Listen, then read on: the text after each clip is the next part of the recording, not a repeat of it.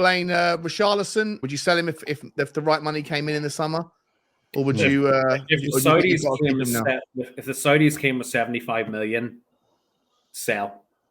If they don't, absolutely keep him.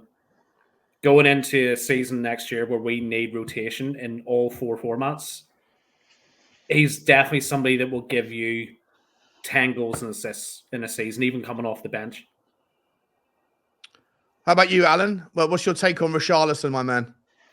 I like Richarlison to an extent. I think he's done very well, and I've seen a lot of improvement this year as opposed to last year. He was very expensive. I would be surprised if anyone, even the Saudi League, came in for that kind of money. I mean, I don't know how much they'd be willing to spend, but I guess, as Blaine said, I guess if they came in with like a 75 million, some way to recoup at least a majority of what we spent on him, I could see selling him, but I'd need to have someone to replace him. I wouldn't want to sell him until we replace him, because I think he's someone that might rise to the occasion if he's challenged, like if we got an Ivan Toney, or a Jimenez. Do you like Ivan Toney?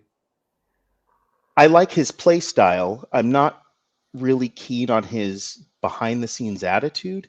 I think he's relatively polarizing, and I don't know that we need that at Tottenham.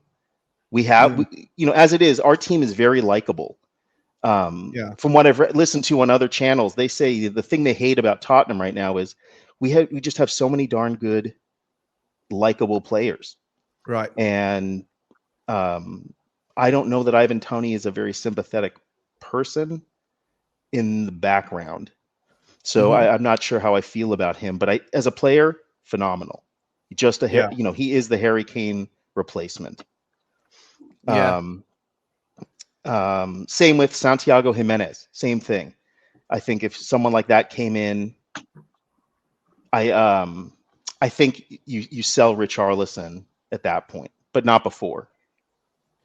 So there's no space. If we were to go and let's just use Santiago as a Jimenez as a example. If we were to get that deal done for 50 million, just throwing a number out there, does that mean that you then have to, like, there's not enough room for him and Sonny and Richarlison if you want to give Alejo Veliz and all that, those guys some time as well to come through? Do you have to? Do you only bring one in if Richarlison leaves, or is there room for more than 2 strikers at the football club? There's definitely more room, and especially if we make it into Champions League or even like Europa. I have no problem with Europa, by the way. I think right now the way we play, we do those spikes like we did on Sunday, where we kick the crap out of Aston Villa, but that doesn't always happen. We kind of play at a Europa level. And I would rather see silverware than make Champions League money, but go out before the knockouts. Yeah. Personally, I think I'd like silverware, and Champions League's awesome. I would love to be playing Champions League. I just don't think we have the team for Champions League right now. It's like the risk reward. I think we would go further in Europa, and I'd rather see the team go further and get that exposure and look good. I mean, it did good for who's a Bayer Leverkusen right now. They're amazing. They're doing amazing, and they started in Europa, and now they're in Champions League. They're winning the Bundesliga. They're doing great, and I think we could do something like that as well if we get the confidence. I think the confidence we would get from winning Europa is a lot better value than if we were to just make it into Champions League and get knocked right back out. I don't see the benefit to that.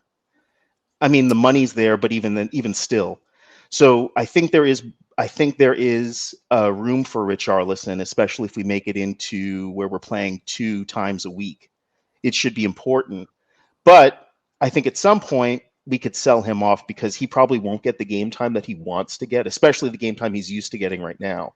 And it's kind of difficult to take away game time from someone who's had a lot of game time. It kind of feels like a regression. And Richarlison, I have a feeling he wants first team game time also. Yeah. Do you know what, Alan? I think it's a really interesting point, and let me get Drew's take on this, and we'll go around the circle. I think what Alan's saying there is bang on with Richarlison. I worry a little bit whether his confidence and his happiness, which is clearly what he has at the moment, is predicated on everything going his way.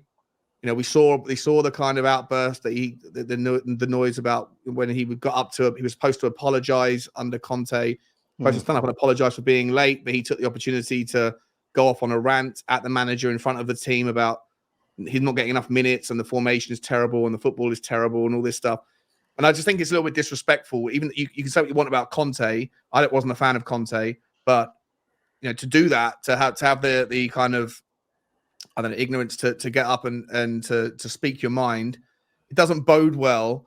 And as much as I love the person, I really do love the person. I always have to kind of caveat this, and I do like I'm enjoying the player recently. However, I think it's a lot of it. I'm worried a lot of it's because everything's going his way. He's getting the minutes. He's injury free at the moment, or he's not now, but he was injury free. And he had a lot of excuses lined up as to why things weren't going right. He couldn't trust people in Brazil, and people let him down, and mental issues, and yada yada yada. And I've empathized and sympathized, but if you take away one of those perfect, cocktail of everything right for him, and you suddenly put him on the bench because you brought in a Santiago Jimenez. Sorry, this is the longest question in the world, Drew. If you bring in another striker and you keep him, does he then turn into Moody Richarlison again, and all of the good work is undone? Is the question I'm asking. I cannot take the amount of disrespect for Tottenham Sean Gota. Remember the goat? Sean Gota. That's who he reminds me of. He reminds me of that dude. Man City player, right? The goat. And to be honest, I'll be honest with you. If we are next season gonna win the League Cup, get to the final of the FA Cup, get to the semi-final of the Champions League, and still be there or thereabouts with 3 or 4 games to go in the Premier League, I think you need to keep him and you need to add to the squad. I think he needs another season, maybe 2, because there's something tells me that he thinks he's the man, and I think. And this could go completely wrong, and I could be in the absolute mud. But I think if you bring somebody in, I think with the amount of games that we've got potentially, I feel like he could be one of those players that 25, 30 appearances, 15 goals off the bench. Like, who are you going to get, and where are you going to go to get anybody else that at least has his like he's been in the Premier League for what? How many years? 5 or 6 years? Like he's been there and done it to a certain extent. Like who are you? 10. I think he's only got one, and he's got double figures once in his career in the Premier League. Compared to Santiago Jimenez, he's done it. Right. Compared to Vincent Janssen, he's done it. True. Like, you can only go with what's in front of you. All right, you're comparing him to Harry Kane. Everyone wants to compare him to Harry Kane. But, I mean, since he's come back from injury, he put his money where his mouth is. He said, I'm going to be better. He scored 9 goals in 10 games. You can only score against the teams that are in front of you. Like, I don't know who you're going to get. Like, were we going to go and get Dominic Solanke? I mean, he's not exactly a level up. Interesting one though, because I think he is a player who is doing better at the level. If you were Bournemouth and Everton, like similar-ish, right? But Solanke's career is like done that. It's taken him a while to get going, but it's going like that, and you put him in a good.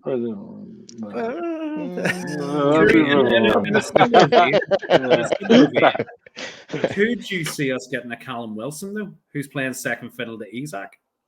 I wouldn't want a Callum Wilson. He's kind of like a hitman, He's a gun for hire. But what I mean is, could you get Callum Wilson as backup to Richy? Somebody who will give you 20 appearances.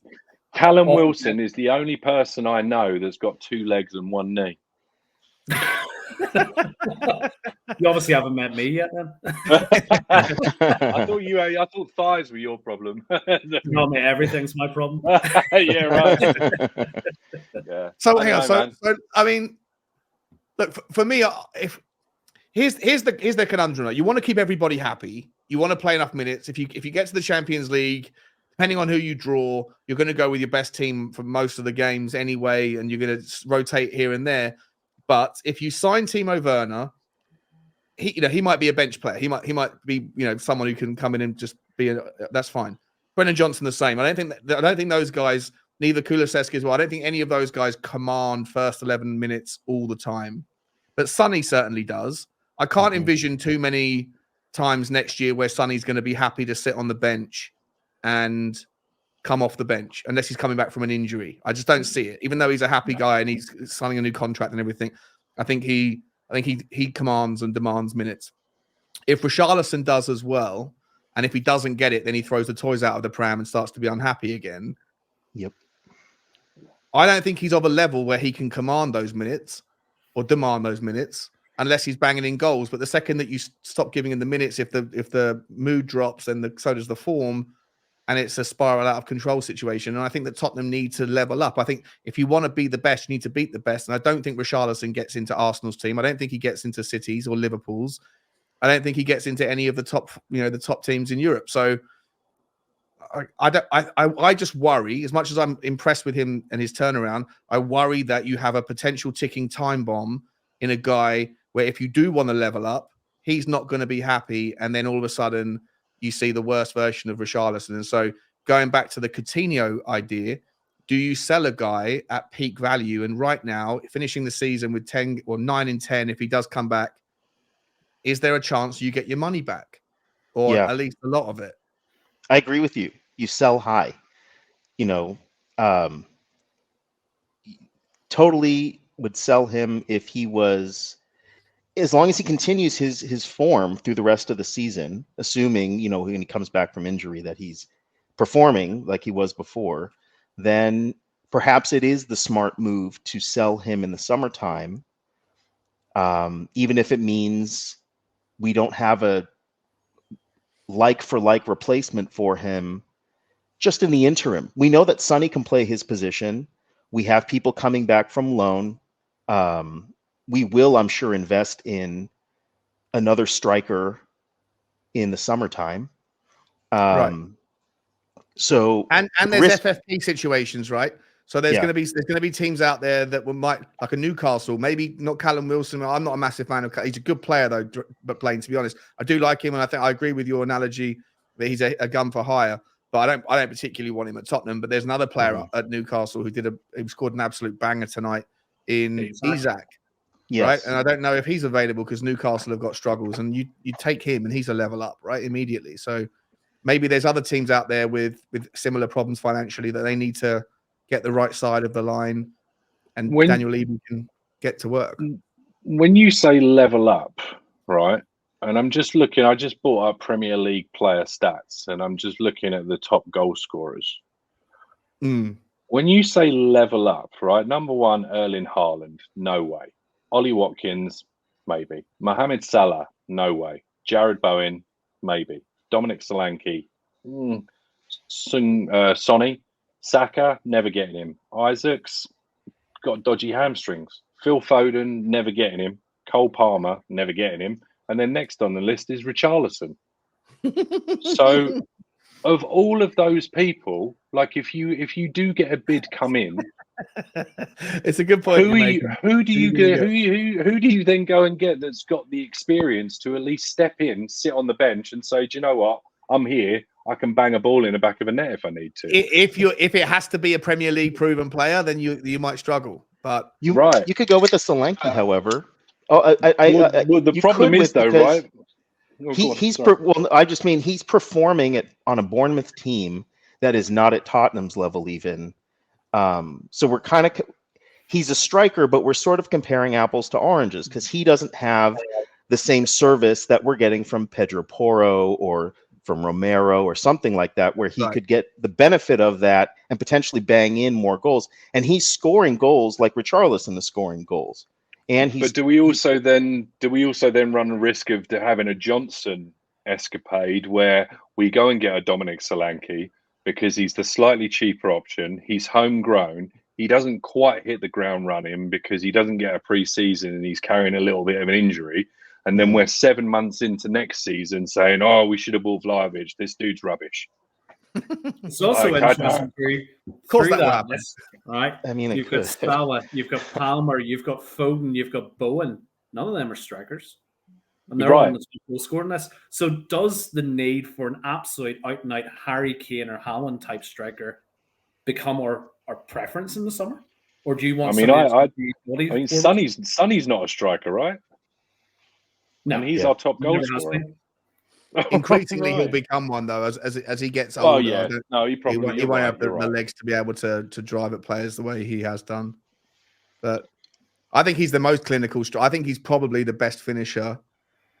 Certainly, when he's 1-on-1, I don't think there's a better 1-on-1 finisher in the Premier League anymore than him. Yeah. He knows where to put it every time.